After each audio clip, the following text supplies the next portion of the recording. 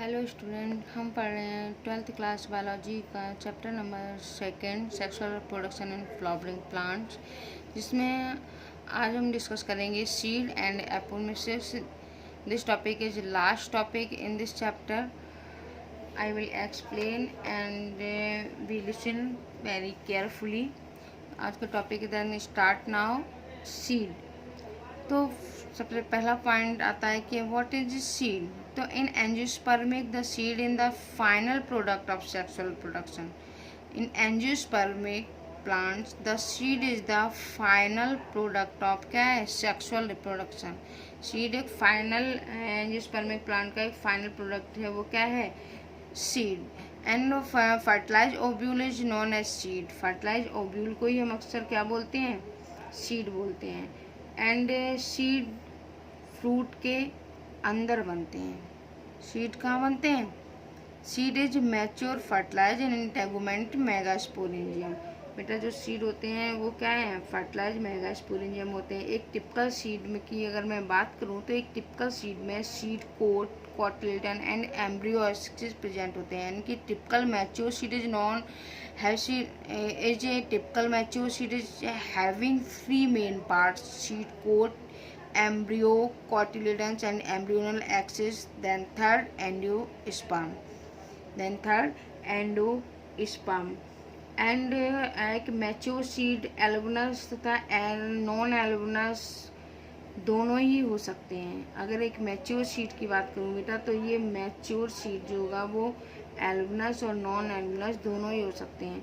अगर हम एम्ब्रियो के कॉटिलेडन यानी कि सिंपल एम्ब्रियो जो है वो कॉटिलेडन का क्या है, एक सिंपल स्ट्रक्चर है जो फूड को क्या करता है, स्टोर करता है. स्टोर करने के कारण ही प्राय क्या हो जाता है, ये थिक एंड स्वेलिंग. अगर मैं एग्जाम्पल की बात करूँ तो किसका क्या है, legume. So then mature seed albuminous and non-albuminous. It is the nutritive tissue which may be present or absent in the seed. The angiospermic seed are classified into two categories on the basis of presence or absence of endosperm in seed. Basis of present and absence of endosperm in seed. So then first heading non-endospermic or X-albinous seed or non-annulus seed. हम तीनों ही नाम से उसको बोल सकते हैं कि non endospermic and exalbuminous seed और नॉन एल्बुनस सीड. तो पहले देखते हैं first. Such type of seed do not have an endosperm at maturity, therefore they are called non endospermic seed और एक्स एल्बुनस सीड भी हम बोल सकते हैं.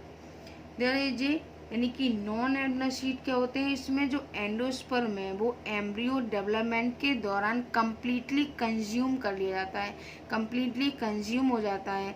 अगर मैं इसके नॉन एल्बुनस के एग्जाम्पल्स की बात करूँ, इससे पहले की था endospermic tissue are consume during the development of embryo. Embryo के डेवलपमेंट के टाइम पे the absorb food material from the endosperm is store in cotyledon. यानी कि जो एंडोस्पर्म जो एम्ब्रियो डेवलपमेंट के दौरान जो कम्प्लीटली क्या कर लिया जाता है, कंज्यूम कर लिया जाता है, store endosperm cotyledon. That why they become too large and fleshy. और ये कैसे होते हैं, काफ़ी थिक होते हैं और कैसे होते हैं, सॉइल यानी कि फ्लैशी भी होते हैं. अगर मैं एग्जाम्पल की बात करूँ non endospermic and exalbuminous seed की, तो इसका एग्जाम्पल आपका दिया गया है capsella and most of dicotyledon. आपके जो नॉन एंडोस्पर्मिक और जो एक्स एल्बुनस सीड हैं उनके में जो मेन आपके एग्जाम्पल आएंगे वो क्या आएंगे, मोस्ट ऑफ डाइकोटिलेडन से gram, pea, bean, groundnut. But in castor seed are endospermic. लेकिन जो अगर मैं इन सारे एग्जाम्पल के साथ कैस्टर सीड की बात करूँगी तो जो कैस्टर सीड है वो seed are non seed are endospermic. वो कैसा सीड है, एंडो, जिसमें एंडोस्पर्म को क्या है, कंज्यूम नहीं किया जाता है, उसमें कुछ एंडोस्पर्म बचा होता है. Then I will explain endospermic और albuminous seed. So these seed retain a part of endosperm as it is not completely used up during embryo development. In this type, seed food is stored in endosperm. The endosperm tissue is these seeds are utilized during the germination of seed, and their cotyledon are thin and membranous. मतलब जो आपके एल्बुनस seed होते हैं इसमें endosperm क्या है, बच जाते हैं, क्योंकि जो एम्ब्रियो डेवलपमेंट के दौरान यह कंप्लीटली कंज्यूम नहीं हो पाता है।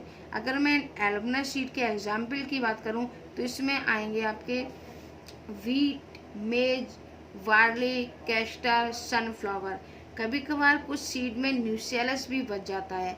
अगर मैं न्यूसेलस से जो बच जाता है, अगर मैं न्यूसेलस की एग्जाम्पल की बात करूँ तो एग्जाम्पल है जिसमें न्यूसेलस रिमेन्स बचा रह जाता है।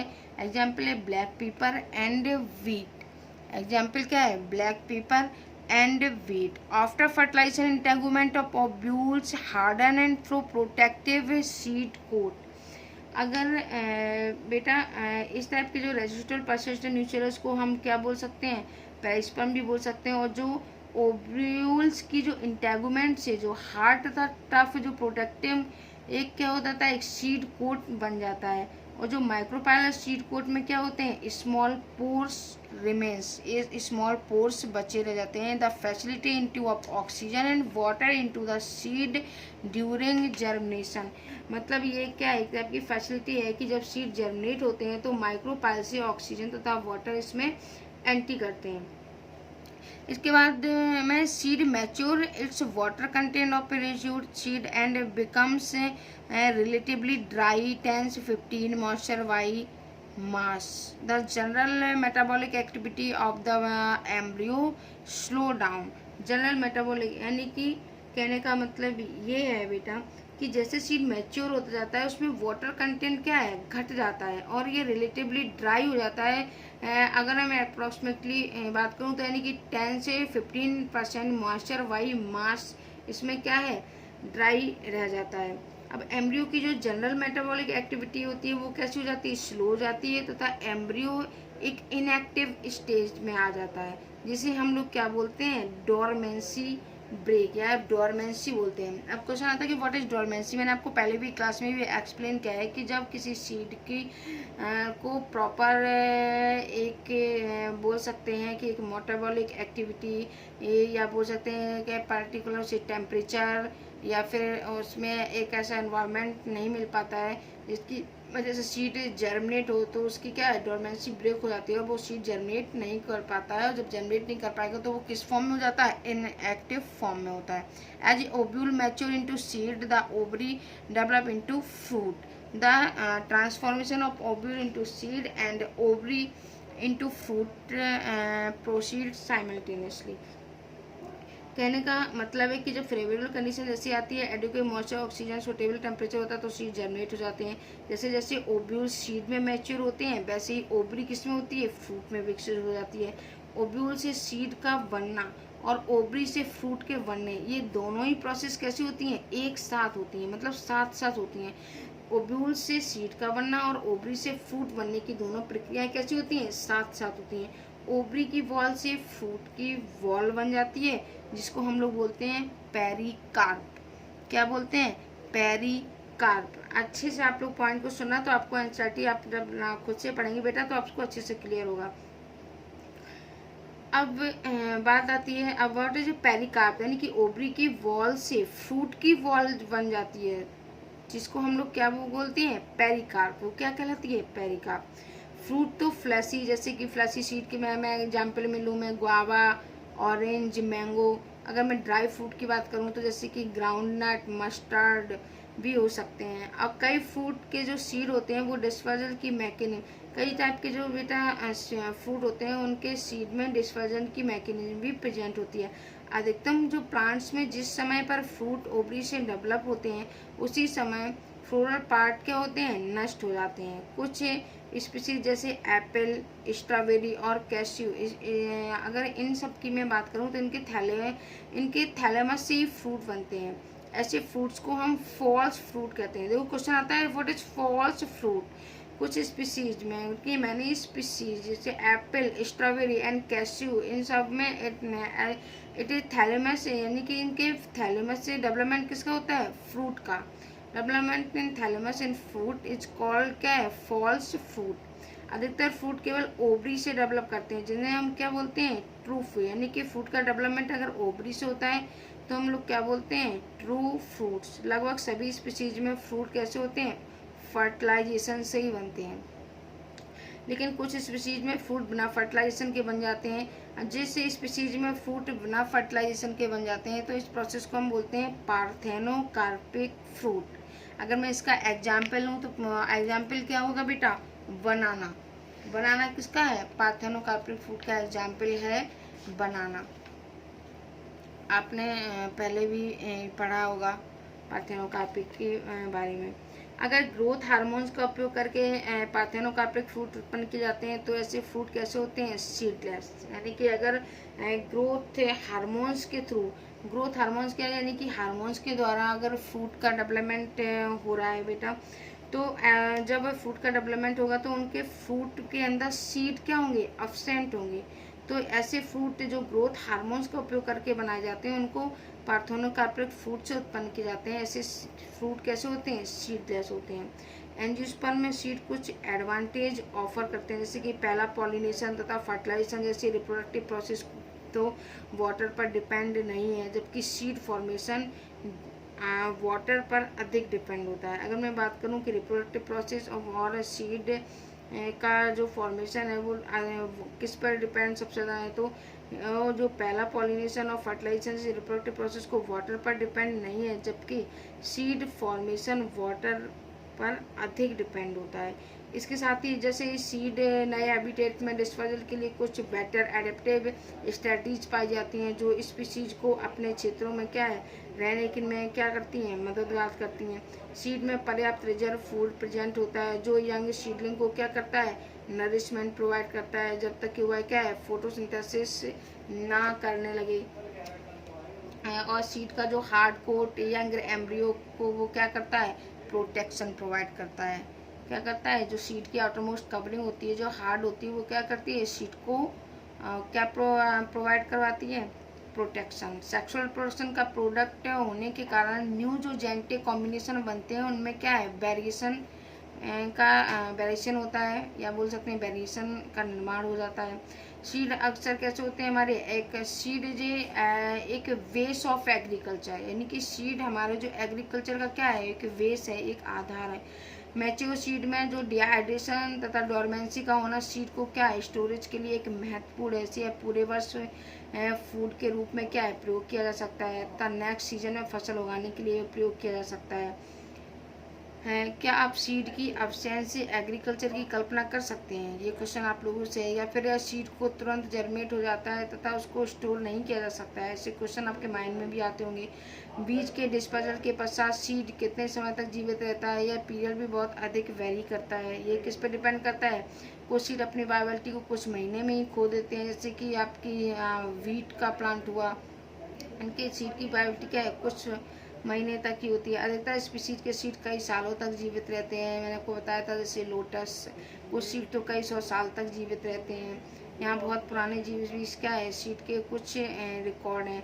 अब मैं बात करूँ बेटा कि जो आर्कटिक और टुंड्रा में पाए जाने वाले जो ल्यूपाइन और ल्यूपिनस आर्किटस का जो सीड है वो सबसे ओल्ड सीड है। ये क्वेश्चन पूछा जाता है, आपके नीट में भी पूछा जा सकता है कि ओल्ड सीड तो किसका होता है, आर्कटिक टुंड्रा में ये पाया जाता है, found in Arctic tundra and lupin and Lupinus Arctic seed is old and seed 10,000 year is dormancy हुआ, जर्मिट हुआ तो तथा फ्लावर आए। तो हाल ही एक उदाहरण आया है कि 2000 ईयर ओल्ड बाइबल सीड का जो है वो क्या है, डेट फॉर्म और फिनिक्स डैक्टिलिफेरा का जो सीड जो डेड सी के पास किंग हॉर्स प्लेस की पुरातत्विक खुदाई में यानी कि आर्कियोलॉजिकल एक्सकेवेशन के दौरान ये खोजा गया था। अब बात आती है कुछ ऐसे प्लांट होते हैं कि फाइकस का प्रत्येक ब्रांच कितने बिलियन सीड प्रोड्यूस करता है और एक फ्लावर में कितनी ओवरी प्रेजेंट होती हैं, एक ट्री में कितने फ्लावर प्रेजेंट होते हैं। इस टाइप के आपके क्वेश्चन आपकी एनसीईआरटी में दिए गए जिसको आप लोग खुद इमेजिन कर सकते हैं और पढ़ सकते हैं। इसी तरह से आपकी एनसीईआरटी में बेटा फिगर दिए गए हैं। स्ट्रक्चर ऑफ सीड कोड के फास्ट फूड में क्या दिया गया आपका, एप्पल एंड स्ट्रॉबेरी। अब आपको अच्छे से क्लियर है कि व्हाट इज फॉल्स फ्रूट, यानी कि अगर फ्रूट का डेवलपमेंट किससे होता है, केवल थैलेमस से होता है, तो ऐसे फ्रूट को क्या बोलते हैं, फॉल्स फ्रूट। लेकिन अगर फ्रूट का डेवलपमेंट ओवरी से होता है तो क्या कहलाते हैं आपके, ट्रू फ्रूट। तो आप देख सकते हैं कि जो आपका ए वाला फिगर आपकी एनसीईआरटी में जो फिगर दिए गए हैं, आप उनको अच्छे से बेटा देख सकते हैं।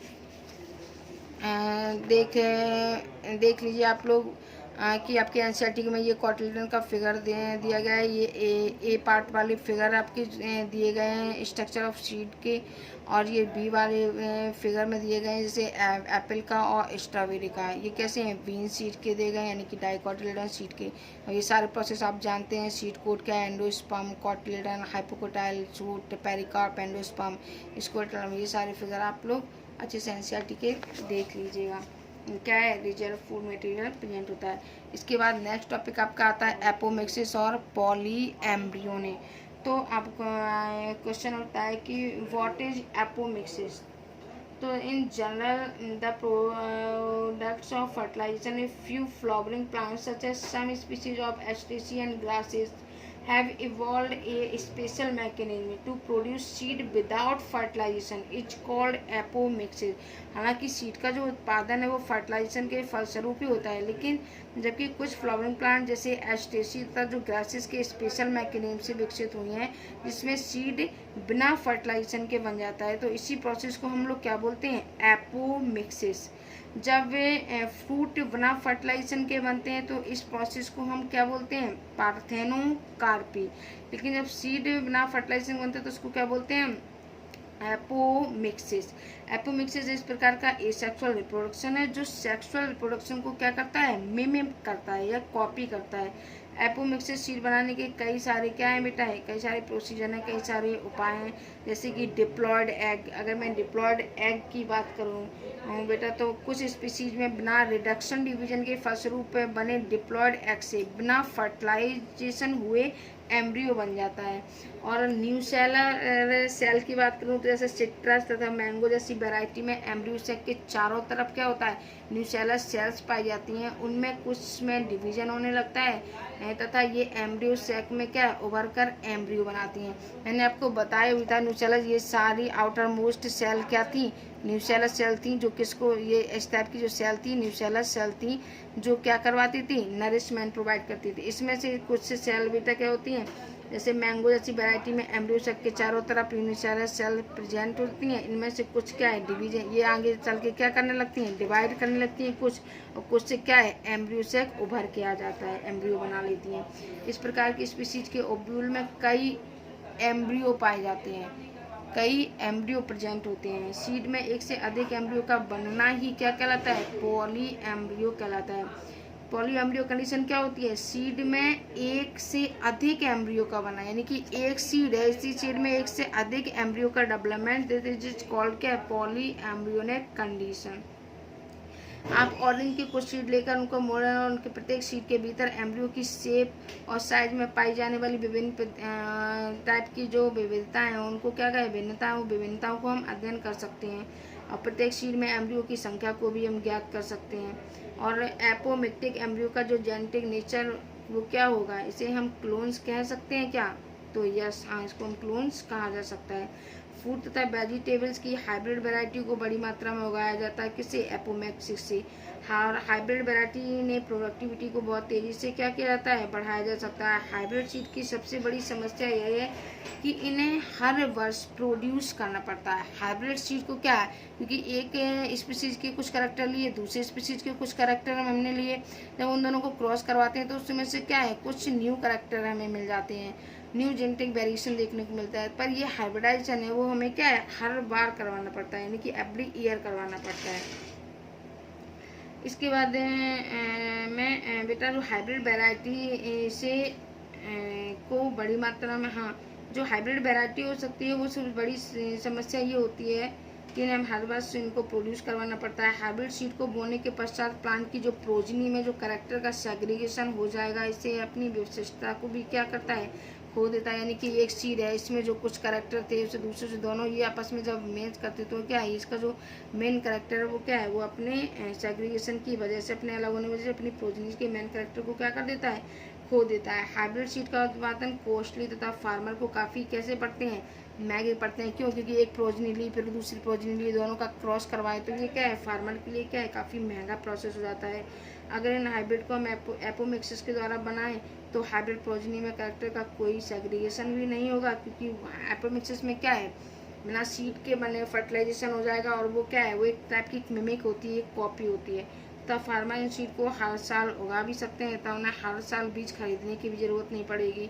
हाइब्रिड सीड इंडस्ट्री में एपोमिक्सिस बेहद महत्वपूर्ण है, इसलिए एपोमिक्सिस की जेनेटिक्स को समझने के लिए क्या है, लेबोरेटरी में कई इंपॉर्टेंट रिसर्च हो रही है, ताकि एपोमिक्टिक जीन्स को हाइब्रिड वेराइटी में क्या किया जाए, ट्रांसफ़र किया जा सके। तो आपका यहाँ पर ये सेकंड चैप्टर क्या होता है, कंप्लीट होता है। आपको बेटा होमवर्क में आप डिले मत कीजिए कि नहीं ये चैप्टर हो गया है, बाद में जब कॉलेज ओपन होगा तब हम ये नोट्स बनाएंगे। आपको जितने भी चैप्टर मैंने अभी तक कंप्लीट करवाए हैं, आपको उनका कंप्लीट नोट्स बनाना है। और जितने भी अभी 2 चैप्टर हुए, 2 चैप्टर के जो एनसीईआरटी के पीछे के क्वेश्चन आंसर हैं, वो सब आपको अपनी कॉपी पे क्या करना है, राइट करने हैं। और कॉपी पे जब स्कूल ओपन होगा तो मैं आपको चेक करूँगी, और आपके कंप्लीट नोट्स होने चाहिए, और उन क्वेश्चन आंसर को आपको क्या करना है, लर्न करना है।